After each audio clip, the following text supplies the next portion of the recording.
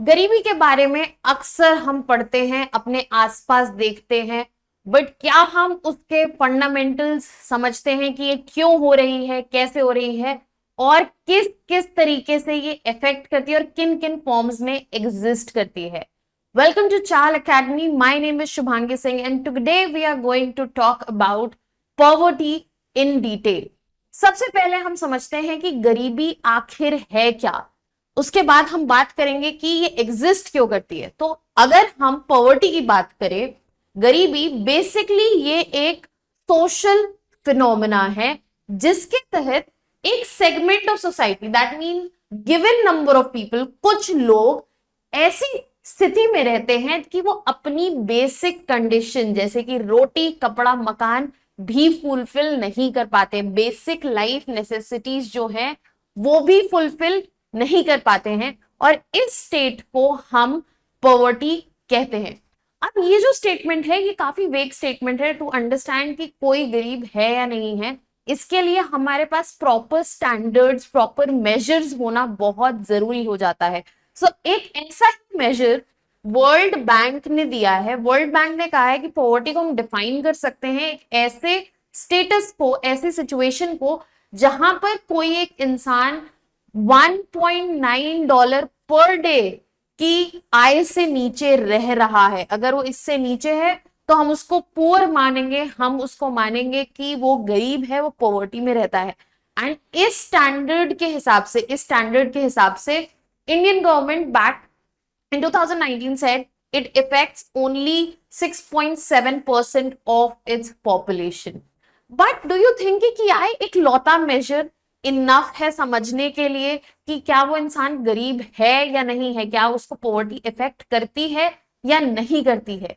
ये चीज समझने के लिए हमारे लिए ये जानना जरूरी है कि पॉवर्टी किस किस फॉर्म में एग्जिस्ट करती है।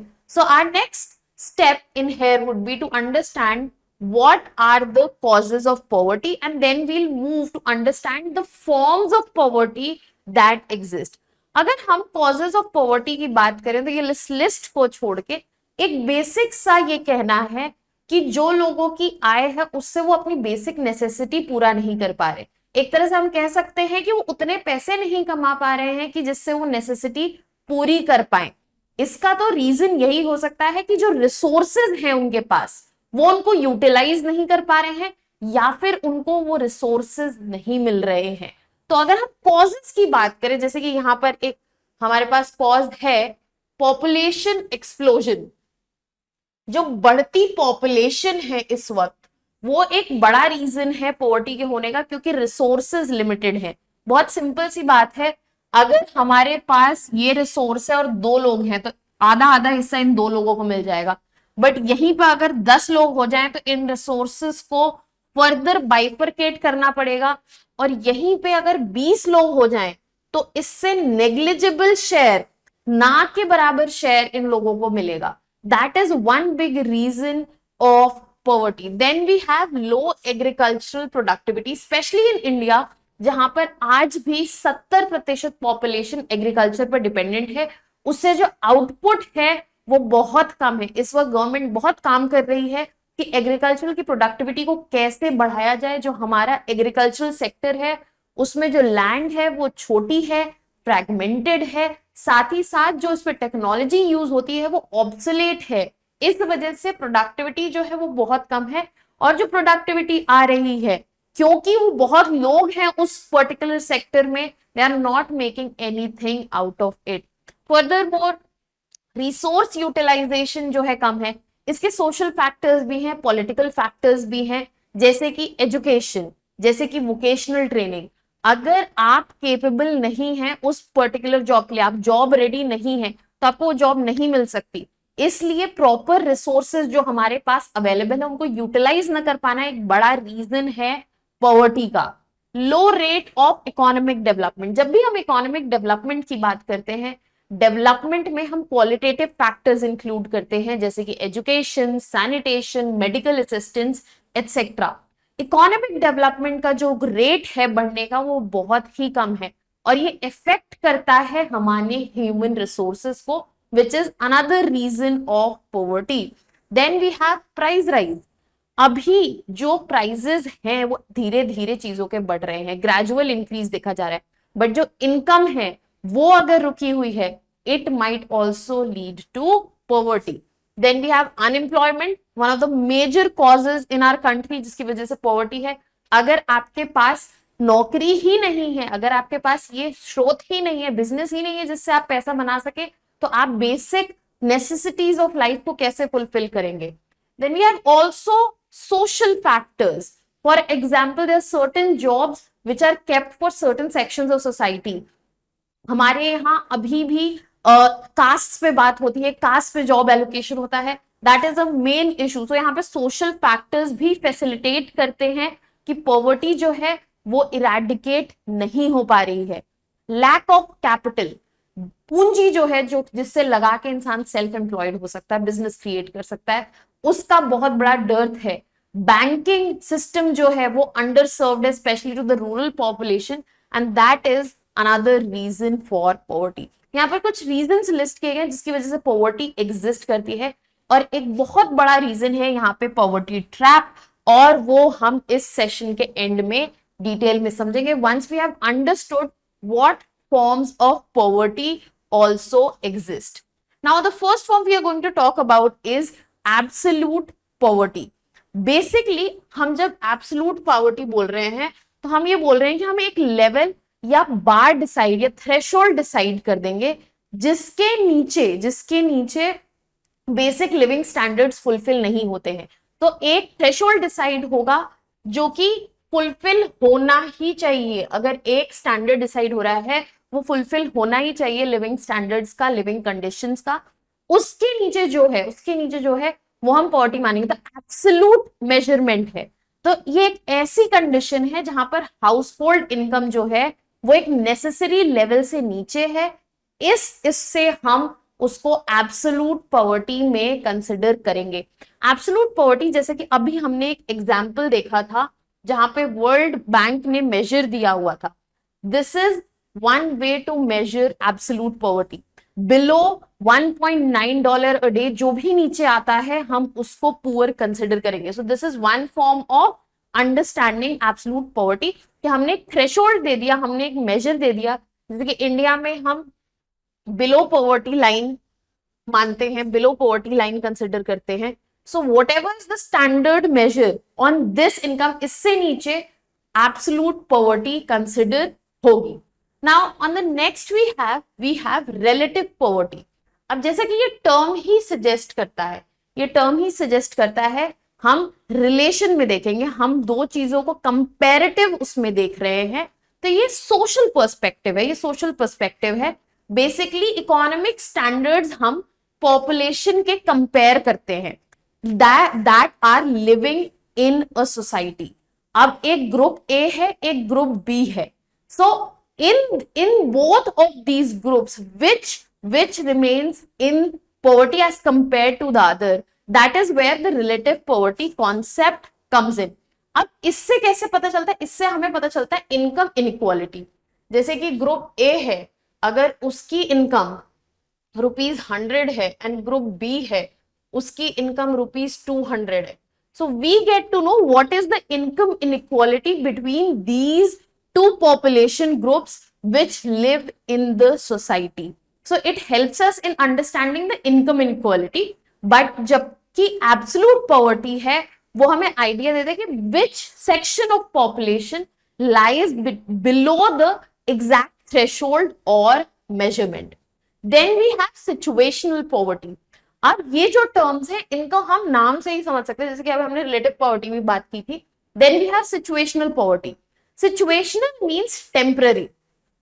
यहां पर हम इंडिकेट कर रहे हैं कि ये जो है ये टेम्पररी है, right. This is caused by sudden unexpected event जिसकी वजह से दैट सेक्शन और that particular person is in poverty और he is poor. That could be illness, या फिर जॉब लॉस हो सकता है, नेचुरल डिजास्टर हो सकता है. For example whoever is the bread winner of the family, जो भी उस फैमिली का ब्रेड विनर है, जो रोटी कमा के लाता है, उसकी अचानक से तबीयत खराब हो जाए या अचानक से उसकी जॉब चली जाए, so that would be a temporary situation जिसमें पॉवर्टी फेस करनी पड़ सकती है. That is considered as situational poverty. In this scenario it is short term. इसकी रिकवरी हो सकती है. As I have given the example, अभी मैंने एग्जांपल दिया, हमने ब्रेड विनर की बात की. ब्रेड विनर की अगर जॉब लग जाएगी तो ये जो शॉर्ट टर्म सिचुएशन है वो हट जाएगी और सिचुएशन जो है स्टेबलाइज हो सकती है. तो this is an example of situational poverty. Then we have chronic poverty. Chronic poverty is basically long term and it is enduring. It stays. It is long term. It is not going away. And the person who is caught in this cycle is not able to come out of it even after generation. तो ये constant है, ये जा नहीं रही. जैसे chronic diseases हम बोलते हैं, this is chronic poverty, that it is not going even after generation, that the individual or families are not able to break out of the poverty cycle over generations. अब इसके जो causes है, जैसे कि हमने सिचुएशनल पॉवर्टी की बात की, हमने बोला वो शॉर्ट टर्म है. वो इस वजह से है क्योंकि जो टेम्परेरी रीजन है उनको हटाया जा सकता है. बट क्रॉनिक पॉवर्टी में ऐसे रीजन है जिनको हम मिटिगेट नहीं कर पाते. For example, poor education. If one family is poor and they are not able to educate their next generation की ज्यादा पॉसिबिलिटी है कि वो भी पुअर ही रहेंगे. और लैक ऑफ अपॉर्चुनिटी और इंस्टीट्यूशनल बैरियर्स, जैसे कि हमने स्टार्टिंग में ही सोशल फैक्टर्स की भी बात की थी. सो सच reasons are there which do not allow the families or individual to break through this cycle of poverty. Last we have in forms of poverty is multi-dimensional poverty. Now as the name suggests, multi-dimensional, this is that form of poverty that is not just limited to income. यहाँ पर हम ये कह रहे हैं कि income नहीं है, सिर्फ वो इशू नहीं है. That the problem is there is no access to health, there is no access to good education, living standards are missing and basic services का भी access नहीं है. So there are many dimensions which are missing, which are non-existent, and that is why it is being referred to as multi-dimensional poverty. अब multi-dimensional poverty को measure करने के लिए there is an index that we use, that is multi-dimensional poverty index, MPI.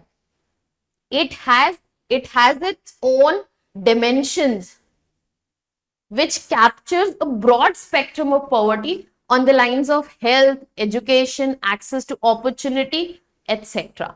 Now we have understood the causes of poverty and we have also talked about forms of poverty. I said in the end of the session we will be talking in detail about poverty trap. Now look at this diagram, it will give you a very clear insight what a poverty trap looks like. So for a person who is poor, he has low income, and because his income is low, he is not able to save. उसके consumption पे expenditure हर वक्त होता रहता है. उसकी basic necessities fulfil करने के लिए जो भी इनकम आती है वो उसमें लग जाती है. इस वजह से क्या होता है, उसकी सेविंग्स जो है वो एक्सेसिवली लो है, राइट. देन अगर सेविंग्स लो है, then of course he is not able to invest in capital और in assets, and that is why he has low investment. And over the period of life there is minimal or no economic growth at all, which finally again leads to low income. So this is a vicious cycle on one side. Now let us look at the other side. He has low income, so he is focusing on the basic necessities. जैसे कि हमने starting में बात की थी, रोटी, कपड़ा, मकान. खाने के बारे में इंसान सोच रहा है कि 2 वक्त की रोटी कैसे मिल जाए. उसके पास इतनी इनकम ही नहीं है कि वो अपने स्किल्स के बारे में बात करे, वो अपनी एजुकेशन के बारे में सोचे, सो हेल्थ के बारे में सोचे. सो उससे प्रोडक्टिविटी जो है बहुत लो है. लो प्रोडक्टिविटी है तो ऑटोमेटिकली जो लेवल्स ऑफ ह्यूमन कैपिटल है वो भी लो ही रहेंगे, वो लो रहेंगे. And then it moves toward low level of health, education and care. So again it is a vicious cycle. Low income है, that is why they are focusing only on the basic necessities. They have low level of education, health and care. After that they have low levels of human capital, and that what leads to low productivity. And productivity कम है then it leads to low income. Now this is a vicious cycle जो ये continue करी जा रही है. That is why it is called a trap. Trap because people are not able to escape it. इससे निकलना मुश्किल है and it is a continuous ongoing process. And this is what is known as poverty trap. On this note, I leave you with a practice question, mains practice question. What are the key challenges in effectively addressing poverty in the country? Now, when we are talking about key challenges, I'll give you a hint here. We have talked in detail about the causes of poverty. तो अगर causes of poverty remove नहीं हो पा रहे हैं, किस वजह से रिमूव नहीं हो पा रहे हैं, वही challenges create करेंगे.